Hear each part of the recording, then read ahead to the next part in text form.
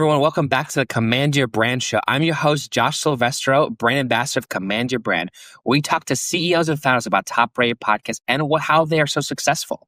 So please, if you guys like this stuff, please like and subscribe before we get into today's conversation, because I love to, love you guys so much, and I want you guys to keep listening to this. So in today's episode, actually, I have a very special guest speaker who I've talked to a few times, never actually had a conversation about him in front of a camera or anything like that. So he's just kind of a fitness person I like to also talk to. He's dealt in nutrition. He's got his own book, a podcast. He's a coach. He does all about keto. So I introduce you guys to Robert Sikes. Robert, thanks for joining the show, man. Hey, man. Thanks for having me. I'm excited to be chatting with you. Yeah. All right, cool. So I guess what we'll start with, for people who don't know who you are and just kind of want a little bit of a taste of who you are, I guess tell us a little bit about yourself and where you come from, and then also why you started coaching and that whole realm of your expertise. Yeah, so I was always a small, skinny guy, man. I was 115 pounds in high school and just wasn't very confident, didn't have any confidence with the ladies. Decided to put on some muscle, bulked up to 200 pounds, and then I lost like 80 pounds in 12 weeks for my first competition, but then kind of went on this negative feedback loop, downward spiral, developed a bunch of eating disorders, and just really screwed up my relationship with food. So I started dabbling in keto before keto was popular. And then it just worked for me, man. Like I just went all in on keto. I did a competition prep with keto. I got my pro card there. And then I started a ketogenic meal replacement bar company kind of as a way to scratch my own itch because nothing existed like that on the market at the time. So now I've got, the coaching that I do with keto from a natural bodybuilding standpoint. I've written a book on the subject. I've got my nutrition bar that we produce in-house in Northwest Arkansas.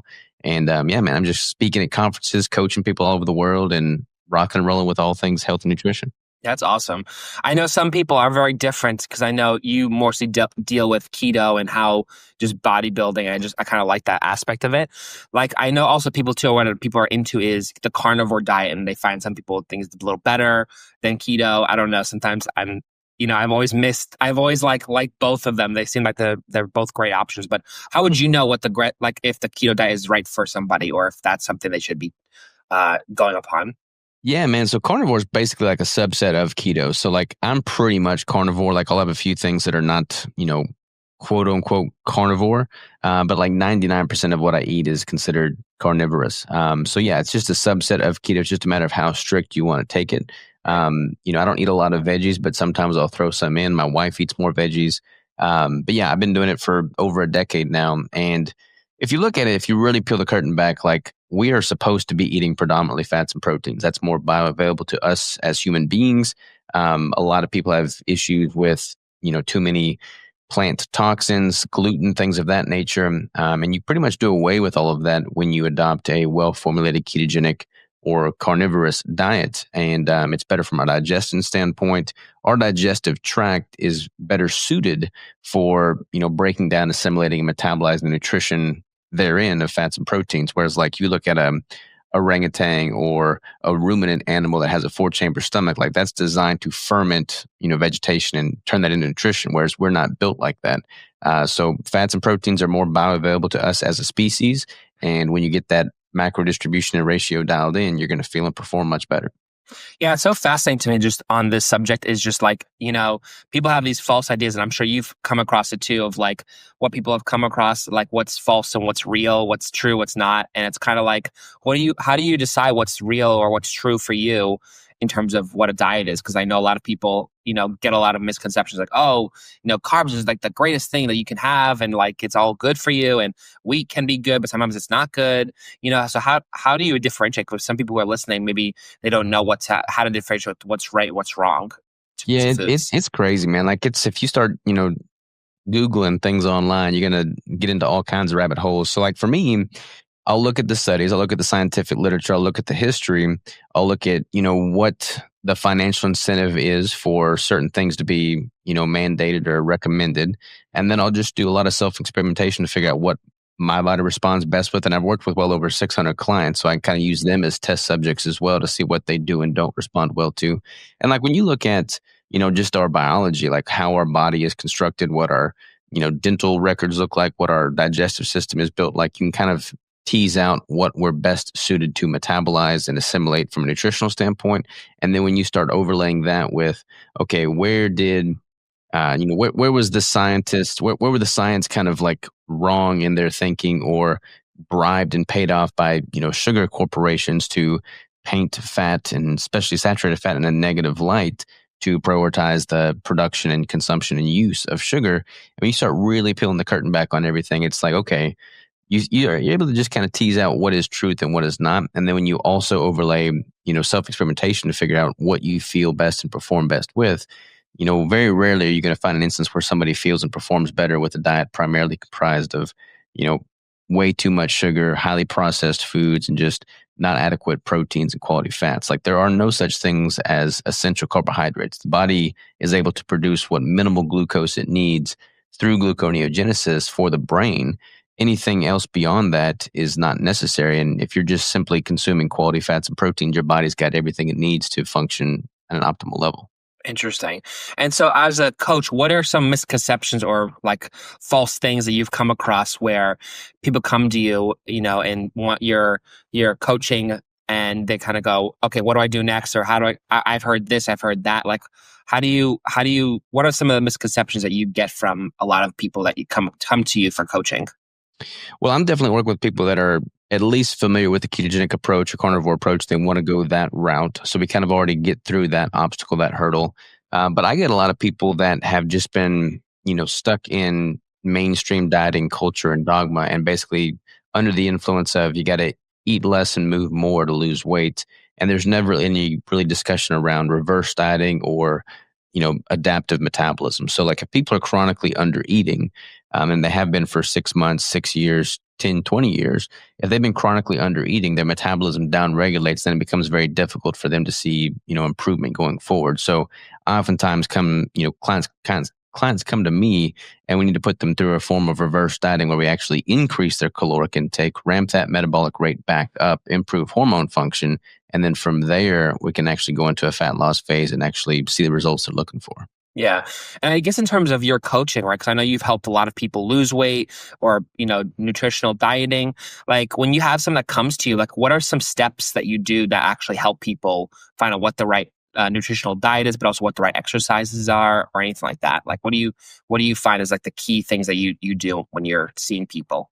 Yeah, so the main thing is just really first establishing a baseline. So a lot of people, they're not familiar with tracking their food, their macros. They don't really have a structured training protocol. Everything's just constantly a variable. So just distilling everything down to its core, figuring out what a good baseline is, and then letting them hone in on that baseline for 2 weeks or a month so we can see what their true composition is after they've flushed out any excess fluid and inflammation weight, how they're feeling, what their energy is like, getting their sleep optimized, getting some lab panels drawn to see what their hormone markers are looking like, what their lipid markers are looking like. And then once we have that baseline established, then depending on their goals, we can either focus on building more lean tissue or prioritizing fat loss, or if they're wanting to compete, getting them dialed in so they can be show ready and actually step on stage with confidence. Interesting. It's so fascinating because I know a lot of people just want to look good, but they just don't know the steps of actually what to do about it. And I think I'm sure you probably know a lot of books, but also in your book, I'm sure it goes over how to actually keep that in and how to actually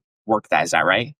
Yeah, I've got a very specific 7-phase protocol that I implement with my clients that kind of walks them through establishing that baseline, figuring out their own unique protein threshold, dieting down with the correct macro distribution to actually, keep everything functioning as it should, and optimizing for fat loss, and then also reverse dieting after that fat loss phase.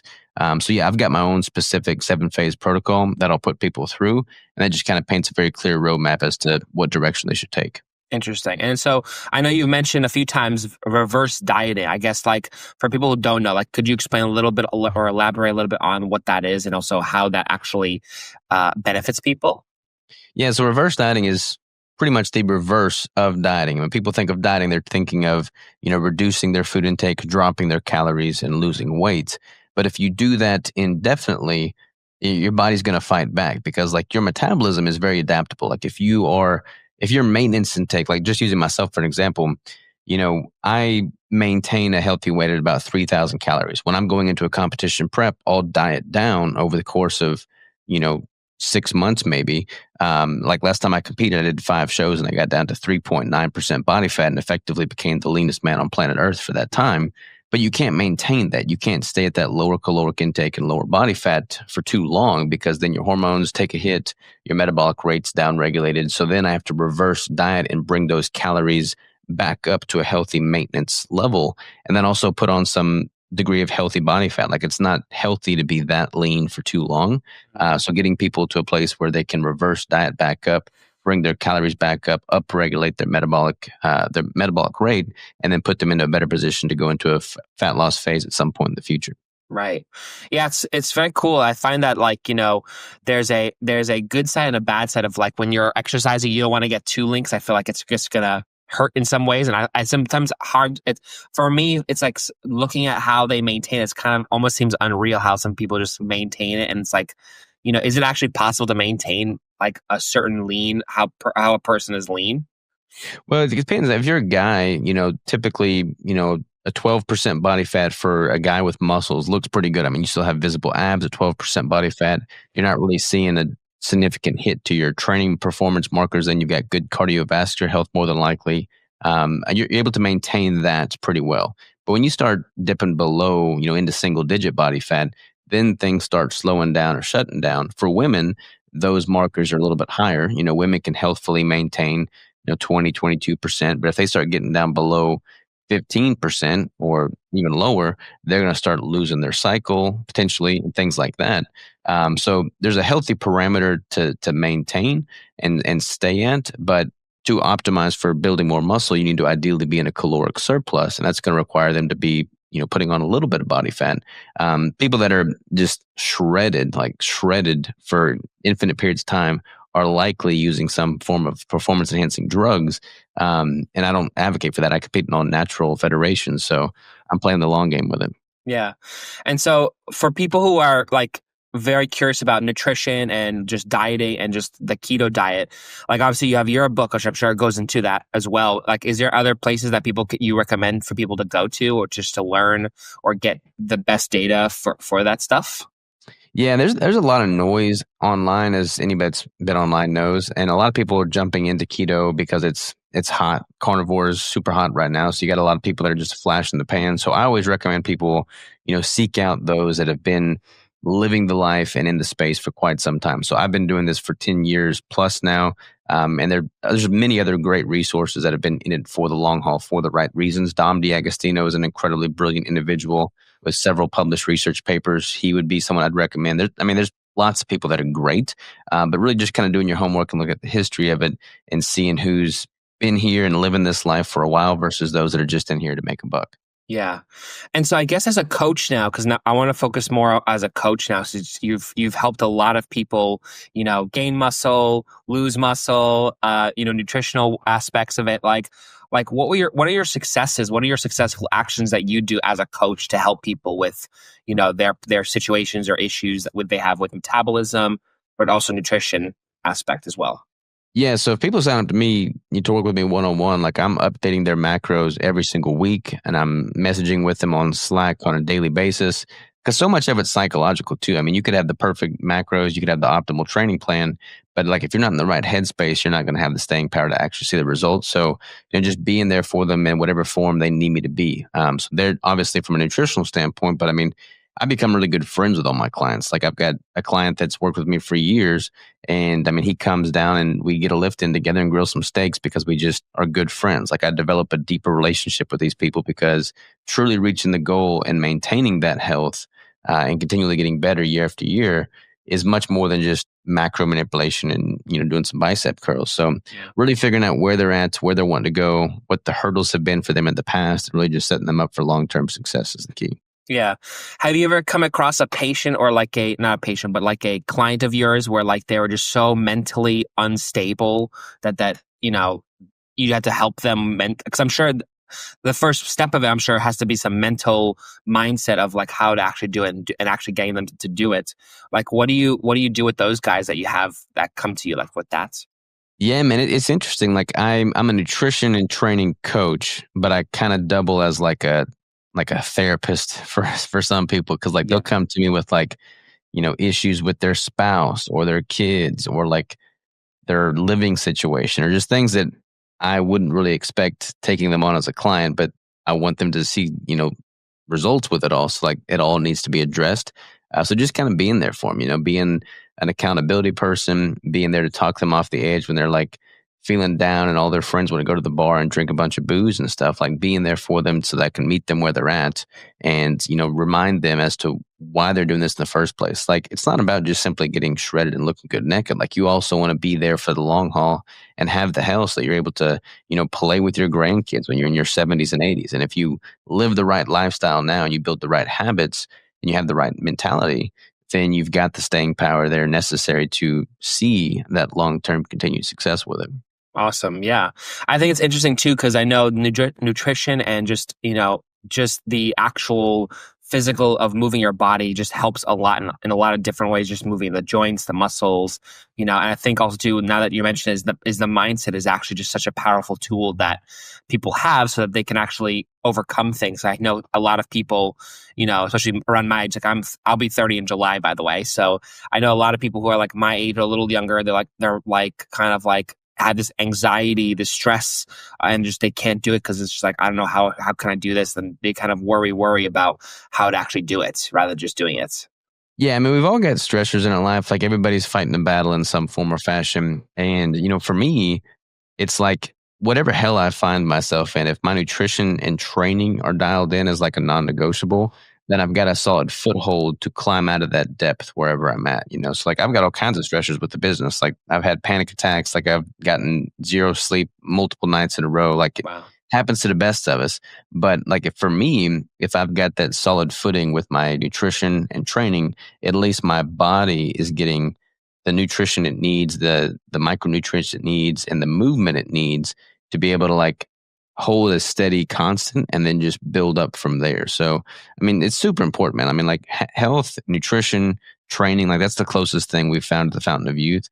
And if you set yourself up for success with that, then you'll just continually get better year after year. I mean, I've got one client right now that's 72 years old and he just started lifting. Like most people are over the hill at that point and have no desire to pick up a new trade, but like he's getting stronger every single month and he's got more vitality in his life now. Like you can't put a price on that. And if you're younger, building those habits and building that foundation early on and just never stepping away from it, I mean, you're not going to have to make up for all that lost time and ground that people that get into it later would be. So wherever you're at, starting now and just continuing that is key. I mean, the saying goes, best time to plant a tree was, 20 years ago. Second best time is today. Same is true with nutrition and movement. Right. I know too, for people who are listening, a lot of us are CEOs and founders of companies. Like we run our own company. We do a lot of different things, but I think a lot of people too is, I'm sure you've come across this with clients, is that time is most also an aspect of like, when do I actually do this with you? When do I actually have time to do this? Like I don't have a lot of time. What do you, with people like that, like what do you do to handle those considerations, those ideas, of handling time? Yeah, I mean, you got to prioritize things, like for me, I'm very efficient with my training. Like I typically work out for an hour, 4, 5, 6 days a week. And that hour is typically allocated for one of the first things I do in the morning. So before I start answering emails, before I start messaging clients, before I start working with suppliers, I'm focused on getting in, having that training time and just getting that knocked out because that sets the stage, the tone for the rest of the day. So, I have that non-negotiable, I get it knocked out and it's never left lingering. Like if I had waited until after I'd had a busy day of, headaches and fighting fires, and it'd be easier to talk myself out of going or training. But if you just make that a non-negotiable and you knock it out early, then one less thing to do. And from a nutritional standpoint, you can save so much time by, prepping your food in advance, batch cooking, and just having that decision fatigue removed from your life. Like people that are constantly going out to restaurants or going out to eat or ordering takeout or, flip-flopping from one meal to the next. Like there's more time and money spent on that than just batch cooking or cooking in advance and having everything prepped and ready to go. Yeah, I can see that because also too, like for a lot of us, we are either cooking or we're going out because we don't have sometimes we don't have time, so we go out to eat. But when we have time, we cook. It's kind of like a funny thing because like everyone kind of does that where either they kind of do one or the other. But like with people with no time, I've noticed they definitely just kind of go out and spend a lot of money on pretty much garbage, I would say, from all the the things that they're buying or they're eating, what the food is cooked with, all that stuff. Which I'm sure you have an opinion about that. Yeah. I mean, and from a time standpoint, like if I'm really dialed in for a prep, like I'll typically cook all my meals on Sunday for the week, and I'll spend maybe 2, 3 hours cooking on Sunday. But then I have zero time the rest of the week allocated towards food prep and finding nutrition for myself. Like it's in the fridge, it's in Tupperware, it's ready to go. I just grab it, heat it, and eat it. Right. So like the amount of time saved is significant, and obviously you save a lot of money in the process too, and it's a higher quality food. Right. And so for you as a coach, what are your key successful things in when you get, when you get more clients or when you actually have a whole bunch of clients that you work with? Like how do you balance that lifestyle? Like you have a lot of clients, but also I'm sure you have a whole family that you take care of, you have a house. Like how do you balance all that stuff for you? Man, I kind of came up with the slogan. I'm sure I didn't come up with it, but I live by the slogan that balance is bullshit. I don't really subscribe to that mentality. I mean, I feel like a lot of people try to have this work life balance, and oftentimes what happens is they're just mediocre at everything they do. Whereas for me, I've kind of adopted this principle of tensegrity, so tensional integrity. Basically, it's an architectural description in which things that are symbiotic in nature are creating tension. Sometimes one thing gets a lot more mental bandwidth and focus than other things, but they all work together in unison to build the whole. And I feel like my life has been structured in that regard. Like I knew from the very get go that I was passionate about health and nutrition and fitness. So I built a business around that so that I wouldn't have to be distracted from it to build a business. And my wife has helped me build the business. So, like, our relationship has grown as a result of having the business. My son, and I've got another one on the way this month, like, they come to the building. Like, my kiddo works out with us when we're training together. Like, they're just all integrated. And I feel like when you build a life in that form, in that fashion, when you just kind of reverse engineer your ideal life and then you build it and make it a reality and everything is cohesive, then everything benefits. Yeah, that's amazing because I also have a wedding this month too. So maybe at the same time. Nice. Congrats, man. That's Yeah, awesome. yeah. So that's really interesting. I really like the fact that, you really don't believe in that. It's kind of like just you just figure it out and work it out. So it just kind of happens. So I love the fact that you have built a business with your wife. And I think that's kind of amazing that you did that, and I think, Yeah, it was tough, man. I mean, there was so we launched the coaching side in 2016 and we launched the Keto Bricks in 2018. But I mean, like we sacrificed a lot. I mean, there was 3 years that she and I were living on a warehouse floor in the facility that we were making these bricks at. I mean, like we sacrificed a lot. We didn't have a home. We were living in a freaking warehouse. But, those memories are some of my best memories. They were hard times, but it's like, you figure out really truly who the person that you're with is when your back's up against the wall and the rubber meets the road. So, like, I wouldn't trade it for anything. yeah, wow, it's amazing.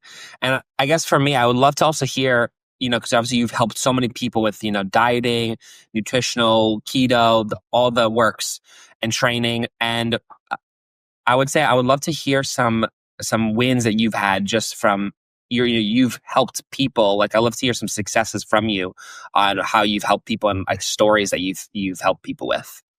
Yes, I mean, like the coaching is just cool, man. Like I've got the podcast, I put out a bunch of content, and even people that I'm not working with as a client, like I'll get emails every single day about how somebody, listened to a podcast and I motivated them to get their nutrition dialed in and they've lost 100 pounds or reversed their type 2 diabetes or have many more quality years with their grandkids. Like that keeps me going. That breathes oxygen into my lungs. And then like with the clients that I work with, having them come to me and say, that they don't have the confidence they could step on stage and then they wind up getting leaner than they've ever thought possible and actually competing and, winning a pro card even. I mean, I've had so many clients that have won pro cards through me. But even beyond the trophies and the, accolades there, just like equipping them to better manipulate their nutrition, make it a lifestyle, improve their health and overall well-being and have a better relationship with food. Like that's where I enjoy those stories because it's like their quality of life has been enhanced and I mean, they're the ones putting in the work, but I've helped point them in the right direction. So I mean, I get client testimonials like that day in and day out, man. That's what lets me know that I'm doing the right thing with my time. Right. I think it's amazing too, because I think, today's day and age, we've had COVID. Now we're kind of gonna out of COVID. It's kind of like there's like this time of like, oh, we're all sitting home, binging, watching TV and eating whatever we want, So I think it's kind of a good time to also be a coach because, now people are coming out of it and, waking up a little bit. I'm like, okay, I need to get fit. I need to train my mind. I need to train my body. I need to be on the right diet. So I think that was an amazing and a great thing that you guys just kind of stepped into that. So I think that's amazing. Yeah, I mean, if you look at the world in 2025 now, the time of this recording, like we've got it pretty easy in the grand scheme of things. Like, especially if we live in America, we've got so many opportunities, easy for the taking, a lot of low hanging fruit. And as a society, hard times create hard men, as the saying goes. And, we have a pretty plush, soft era right now upon us. So, like, having adversity is a positive thing. And if we don't have this self imposed adversity, it's easy to just become weak. So, training, having nutrition, being disciplined with your food, having a goal and working towards it in some form or fashion every single day is a very tangible vehicle that we can leverage as that self imposed adversity to become better. And I think that's key. Yeah. And I guess also I want to talk to you too, because I know, you've really promoted, especially on this podcast, a little bit about your book. Or maybe I did. I just kind of mentioned it a lot, but I'd love to hear about your book and what does that entail in the book? Because maybe, I think a lot of people should know about your book and what your goals are with the book. Yeah. So the book, I wrote that in 2020, I think. Actually, I wrote that during the pandemic. Like I was, just focused on getting that knocked out. But basically it's my 7 phases mapped out in very, extreme detail so that somebody could walk through that and actually, put my protocol into practice. But yeah, it's called Ketogenic Bodybuilding and Natural Athlete's Guide to Competitive Savagery. And basically it just takes people through, whether they plan on competing or not, how to actually optimize for getting fat adapted, building and preserving lean muscle tissue, and maximizing fat loss in a healthy manner from a natural standpoint. And improve their body composition. Yeah. And for people who bought the book, do they usually, when they usually buy the book, do they get a call with you, or do they kind of, I guess they want to learn more about you and how you operate in terms as a coach? Yeah, so they don't get a call with me by buying a book, but that kind of gets them into my ecosystem. And oftentimes they'll get the book, read it, understand and appreciate my protocol, so want to go deeper. So I've got an online course that is the book in much more depth video format and visuals. A lot of people will go that route, which also walks them through 7 phases. If they get the course, they get access to our membership community. So I've got a tribe, as we call it, and we do a weekly call every Tuesday. So I'll be there doing kind of like a group coaching setting. And there's just a lot of camaraderie in that tribe of people that have similar goals and just, build off of one another. And then if people want to work with me one-on-one directly, they've got that option as well. Wow. And have you ever had long distance type coaching? You ever did someone who was just long distance, or have they always been nearby you?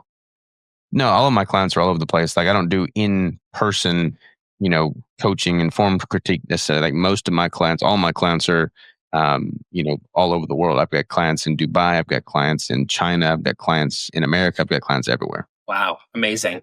Well, cool. I really appreciate the time you've given me and a lot of people who are listening us on just how you operate, what you do, and your key things that you've done for your business, but also how to be kind of healthy in the mind. And I think the mindset too is really, really important. For people who kind of want to get to know you better, or want to just, maybe follow you, or even just call you, want to get a call with you. Maybe they want to do it themselves. Where can people find you? Where can people kind of locate you? Yeah, so on socials and interwebs, I'm Keto Savage on everything there. All of my course options, coaching options, book, all that stuff is at ketobodybuilding.com. And then the nutrition bar, Keto Brick, that's at ketobrick.com. Wow, amazing. And then you also have a podcast too, right? Yeah, Savage Perspective podcast. Nice. Okay, cool. Well, Robert, I thank you so much for joining the show. I really appreciate the time you've given us to ask a lot of these questions. And I think a lot of people here who are listening to this channel, if you guys like this, please, again, like and subscribe. This really helps the channel out. And Robert, it was definitely an honor to talk to you. Hey, always a pleasure, Josh. Appreciate you, man.